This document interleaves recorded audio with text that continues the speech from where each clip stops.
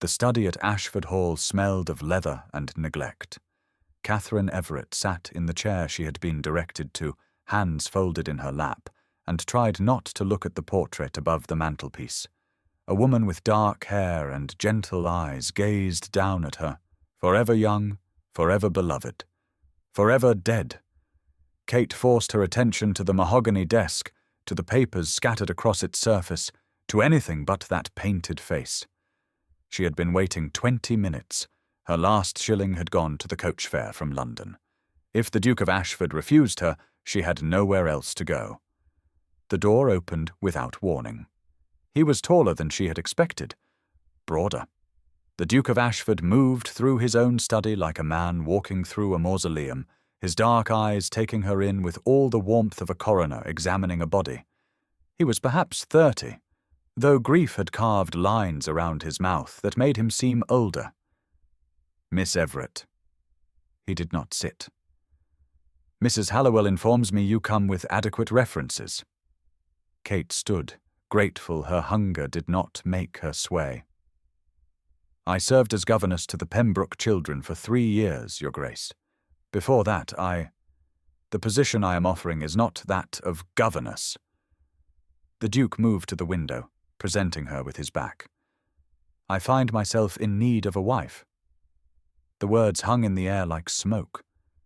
Kate felt her breath catch. I beg your pardon. Ashford Hall requires management. I require an heir. A marriage of practical convenience serves both purposes. He turned then, his gaze clinical. You are educated, well-mannered, and without family to complicate matters. Mrs. Hallowell speaks well of your character. You would have a title, security, and comfort. In return, you would manage my household and provide me with a son.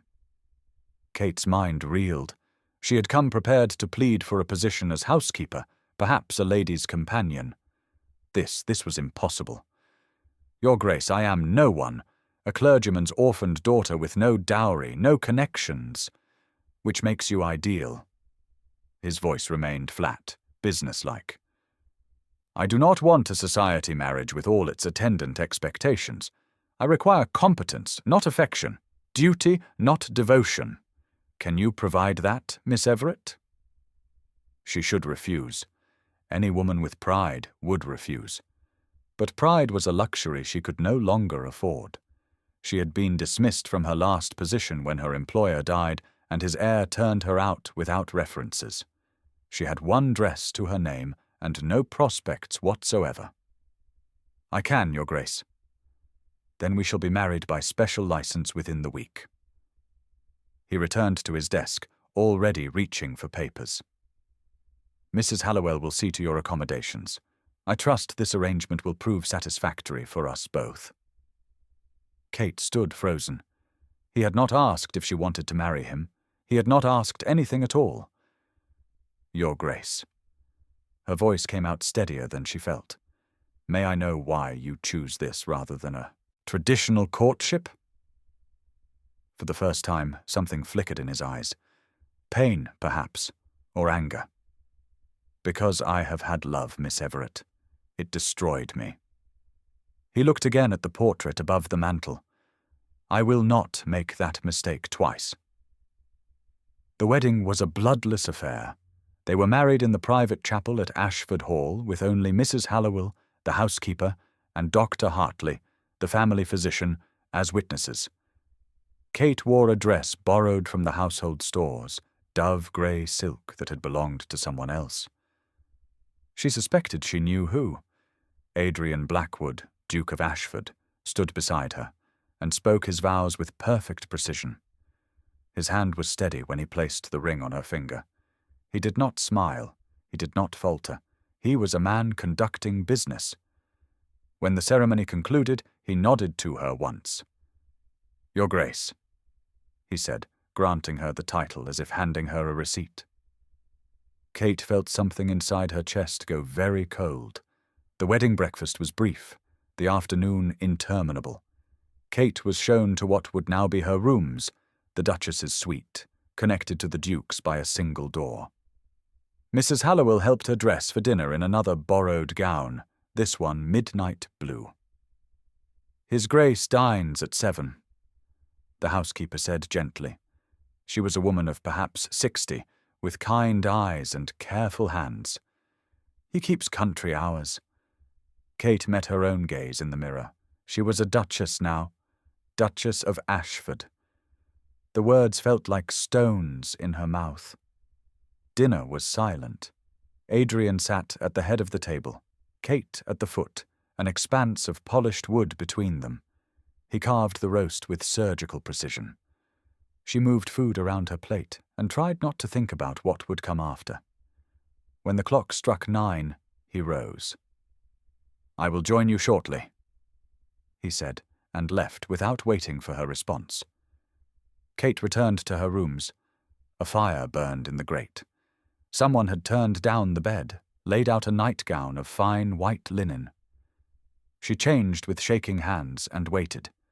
He came at 9:30, wearing a dressing gown over his shirt and trousers. In the firelight, his face was all shadows.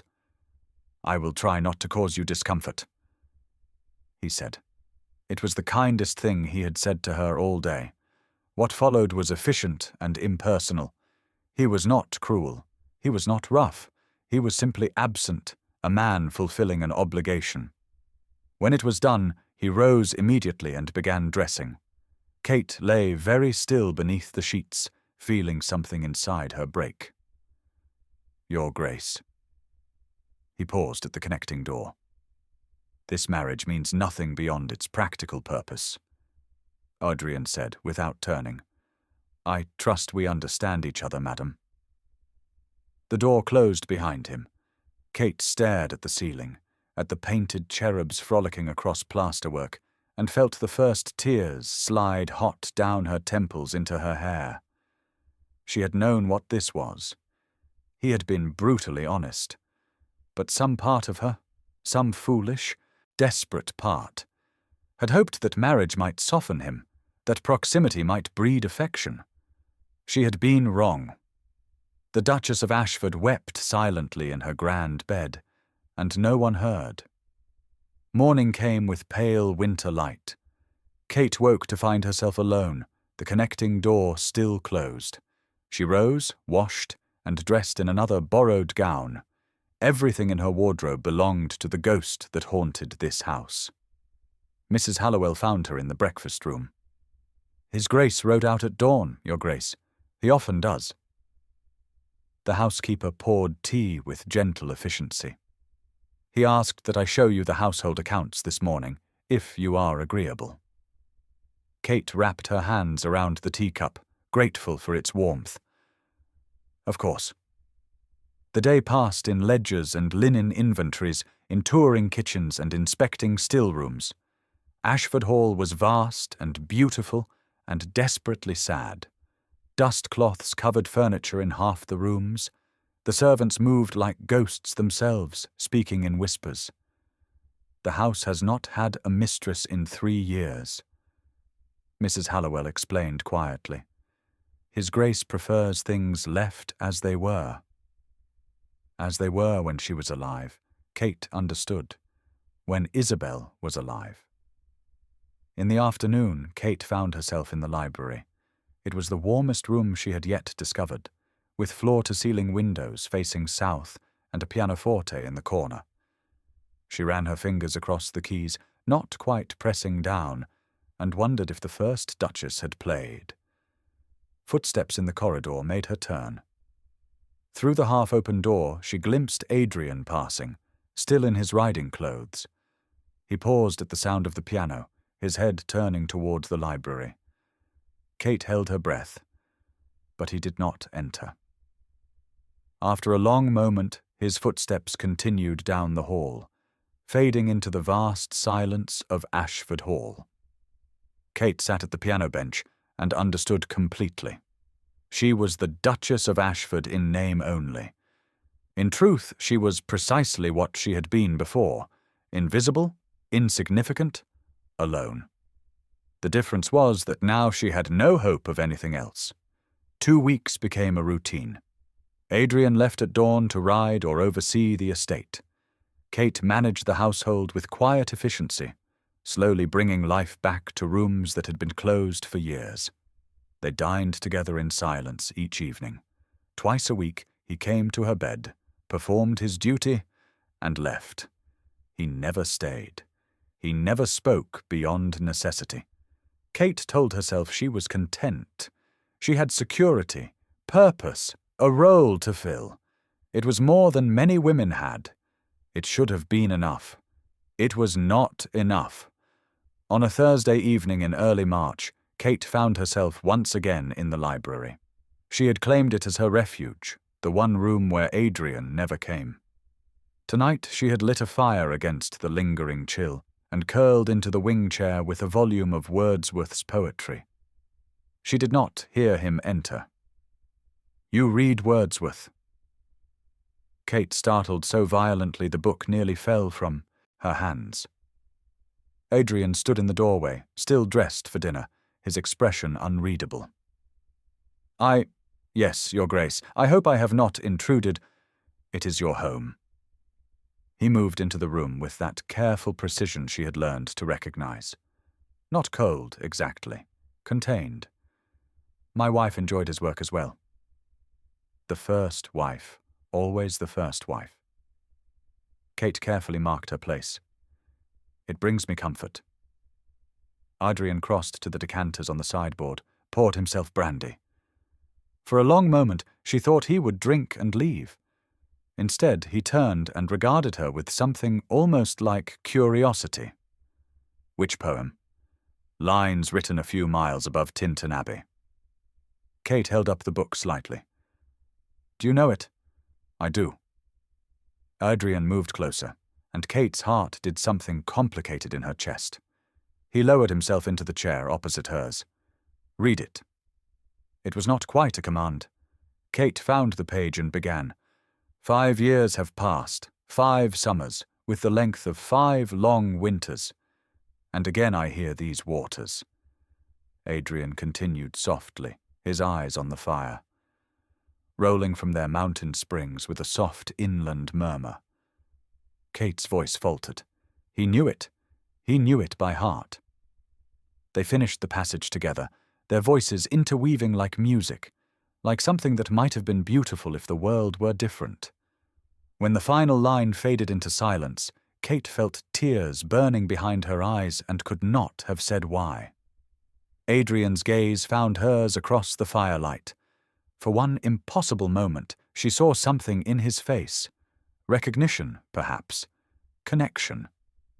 The acknowledgement that they were not quite so alone as they pretended. Then his expression shuttered like a door slamming closed. "Good night, Your Grace."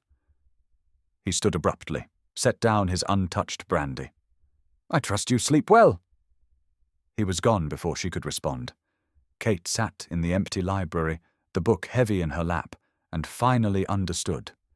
He was not cruel. He was terrified. Every moment of connection was a threat to the walls he had built around his grief. She was not sure which hurt more, his absence or these brief, aching glimpses of the man he might have been. A month into their marriage, Dr. James Hartley came to dinner. He was a man of perhaps 35, with intelligent eyes and an easy manner that seemed out of place in the sepulchral atmosphere of Ashford Hall. Kate liked him immediately. "Your Grace." He bowed over her hand with genuine warmth. "I am delighted to finally meet you properly. Adrian has been quite secretive about his new bride." Adrian frowned from across the entrance hall. "I have been nothing of the sort."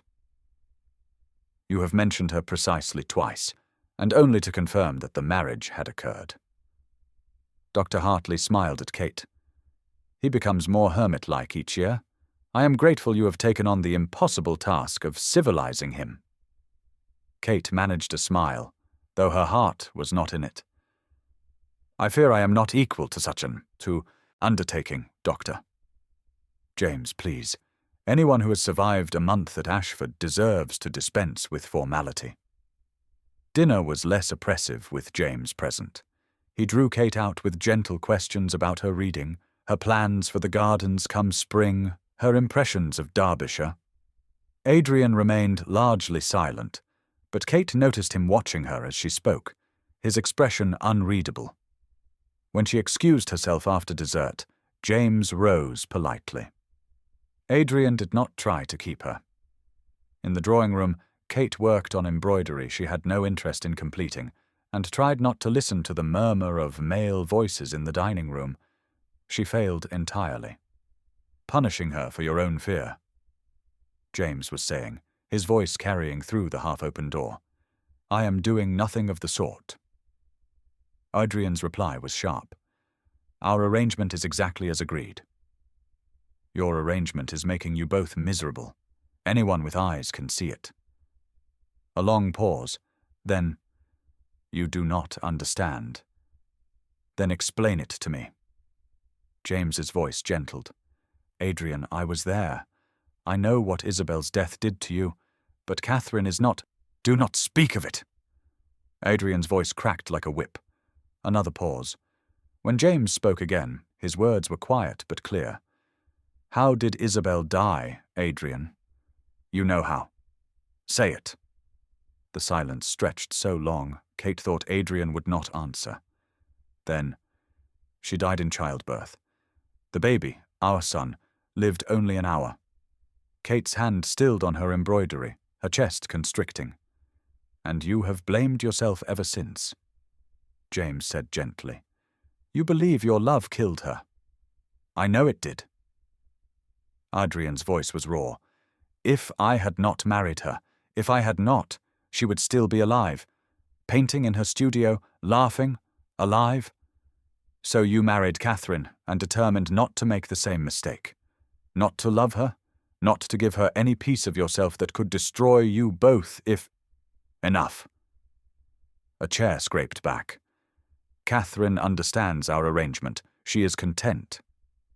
Is she?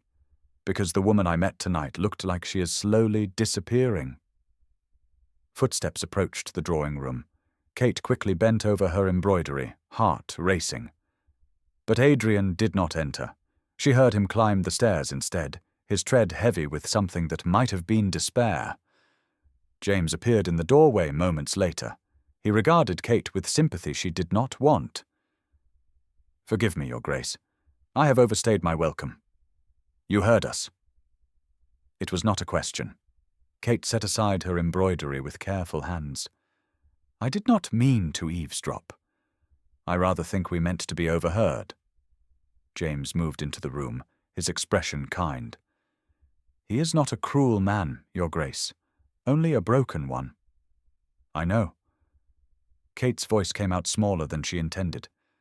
But knowing does not make it easier to bear. No, it does not. James hesitated, then continued.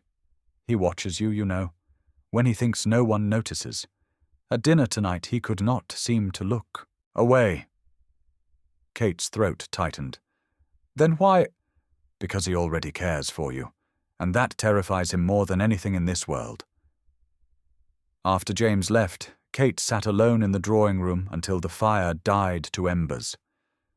Upstairs, she could hear Adrian moving in his chamber, restless. She understood now. The distance, the careful coldness. It was not indifference. It was protection. He was guarding his heart the only way he knew how. But in doing so, he was breaking hers. The confrontation came 3 weeks later, on an evening when spring finally seemed possible and the dining room felt more prison than refuge. They had eaten in complete silence. Adrian carved the lamb with mechanical precision. Kate moved food across her plate and felt something inside her simply give way. Why did you marry me? Adrian's knife paused mid-air. I beg your pardon? Kate set down her fork with careful control. If my presence torments you so greatly, Your Grace, why did you marry me? It does not— Do not lie. She surprised herself with the steel in her voice. You can barely stand to be in the same room with me. You speak to me only when necessary, even when you— She stopped, cheeks heating. Even then, you are present only in body.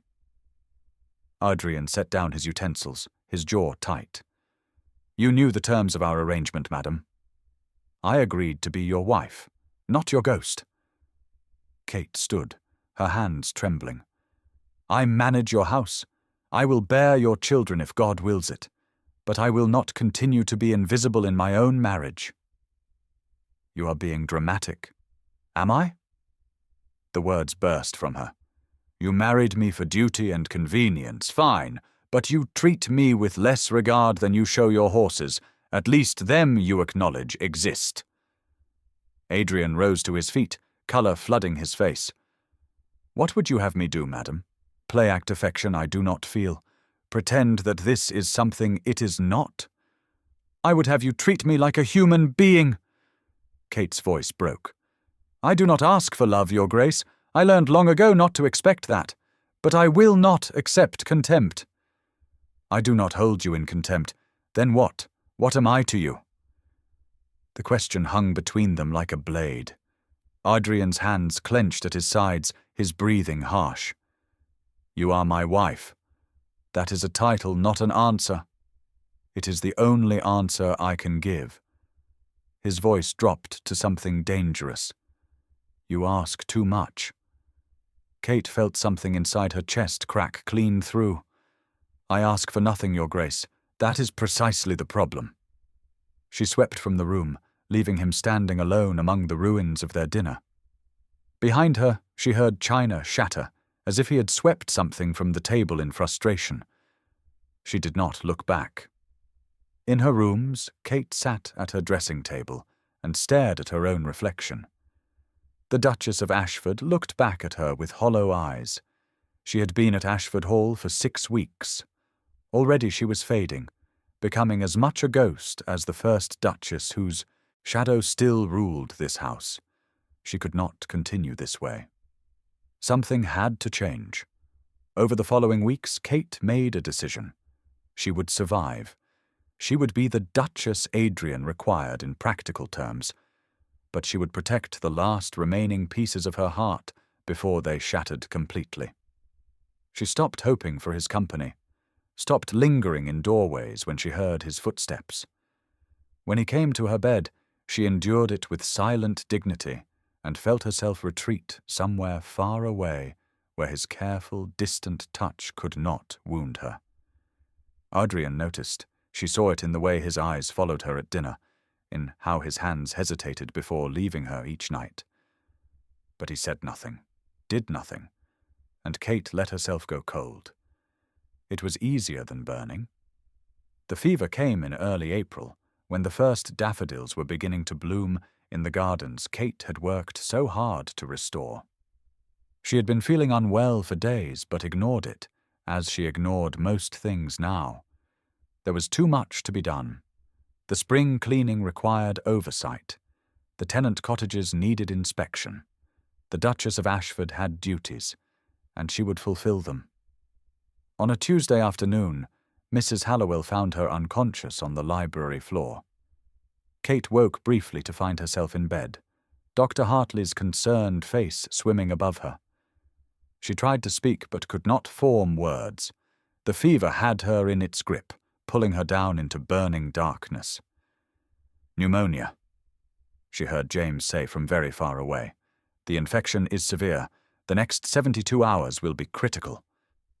"Will she—" Adrian's voice, rough with something that might have been fear. "Tell me she will recover." "I cannot promise that, Your Grace. I am sorry." Kate surrendered to the darkness.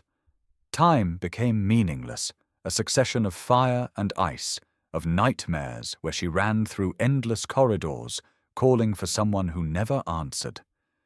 Sometimes she surfaced to consciousness, a cool cloth on her forehead, water pressed to her lips, a hand holding hers with desperate strength. "Catherine!" Adrian's voice broken. "Catherine, please, do not leave me." But she could not answer, could not reach him through the fever's grip. On the second night, she dreamed she was drowning. The waters of her delirium pulled her under, and she stopped fighting. It would be easier to let go, easier to stop being invisible, stop hoping, stop hurting. I thought he might learn to care.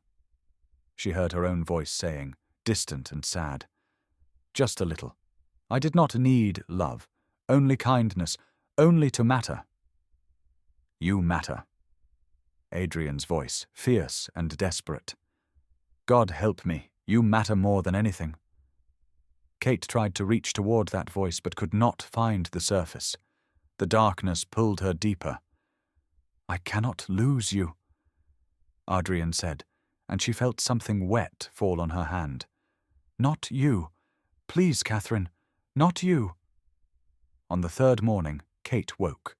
Sunlight streamed through the bedroom windows. Her throat felt like she had swallowed ground glass, her body impossibly heavy. But the fever had broken. She was alive. And Adrian was asleep in the chair beside her bed, his head pillowed on his arms on her mattress, his hand still clasping hers. He looked terrible. His face was unshaven, his clothes rumpled, his hair wild. He had not left her. For 3 days and nights he had not left her. Kate's chest constricted with something too large to name. She tried to speak but managed only a whisper. Adrian. He woke immediately, his head snapping up, his eyes finding hers with desperate intensity. Catherine. Her name was a prayer.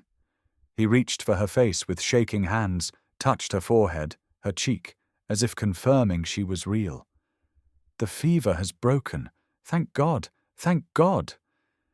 You stayed, Kate whispered. Something in his expression crumpled. Of course I stayed. How could I not? She did not have an answer. The man who had married her for duty, who had kept her at arm's length for 6 weeks, had spent 3 days at her bedside as if nothing else in the world mattered. Rest now, Adrian said softly, his thumb brushing her cheekbone with infinite gentleness. I will fetch James.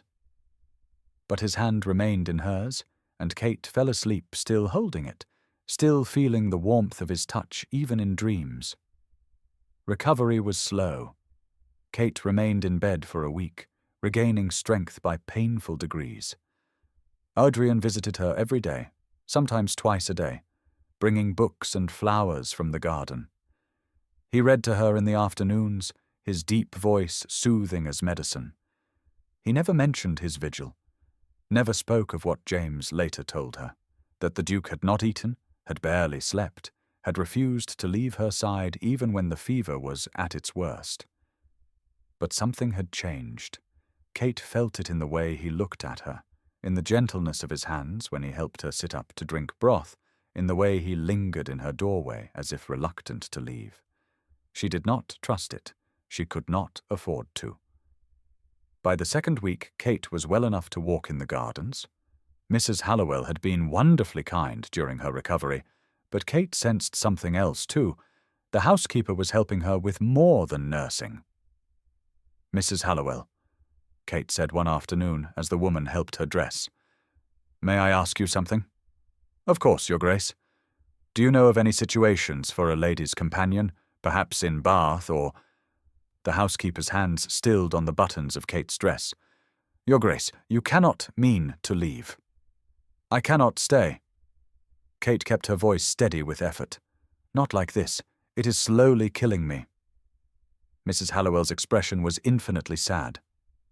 I have watched that man destroy himself with grief for 3 years, Your Grace. In the last weeks I have seen him come alive again. If you leave, if I stay, I will disappear entirely. Kate turned to face her. Please, help me. After a long moment, the housekeeper nodded.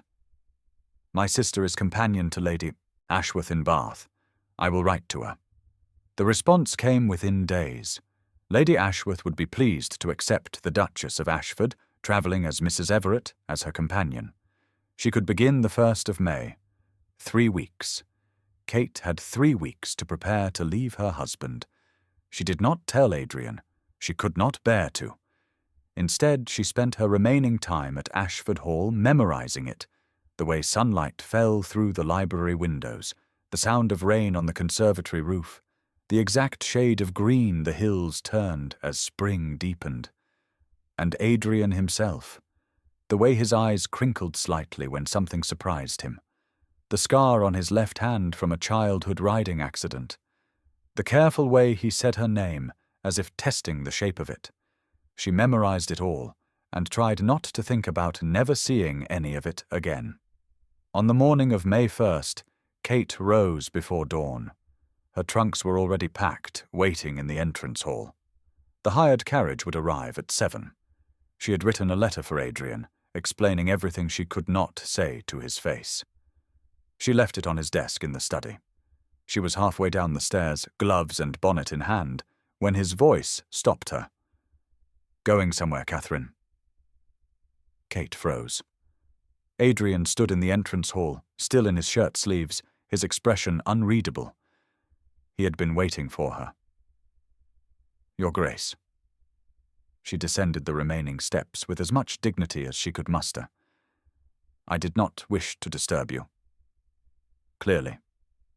His eyes moved to her trunks, and something dangerous flickered in his expression. "Where are you going?" "Bath.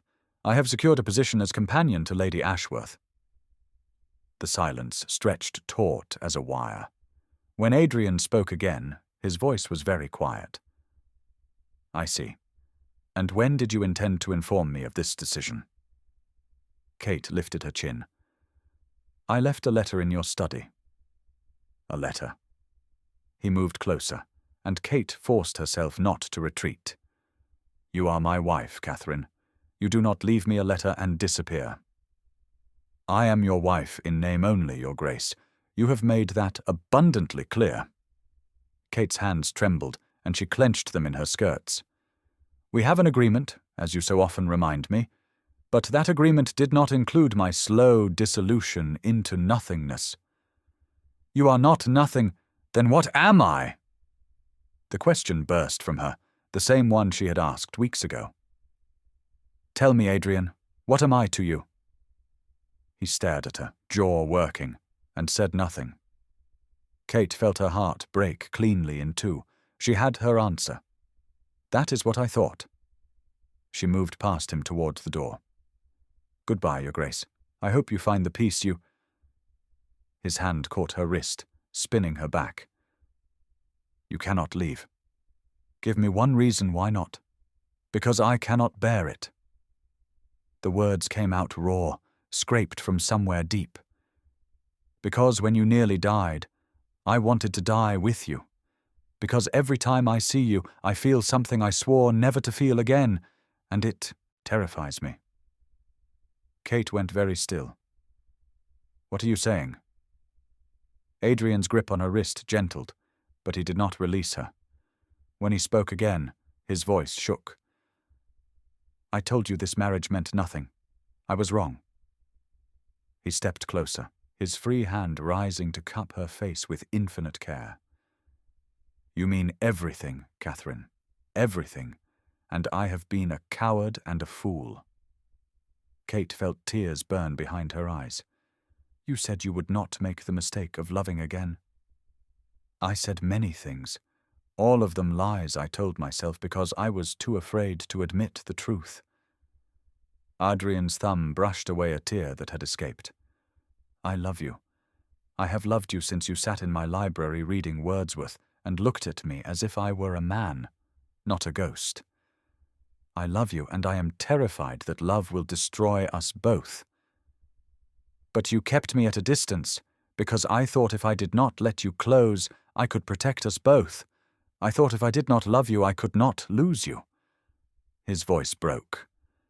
"But when you fell ill, when I realized I had already lost the only battle that mattered. You have had my heart since the beginning, Catherine. I was simply too stubborn to admit it." Kate searched his face and found only naked truth. The walls had finally fallen. The man beneath the title, beneath the grief, stood before her with his heart in his hands.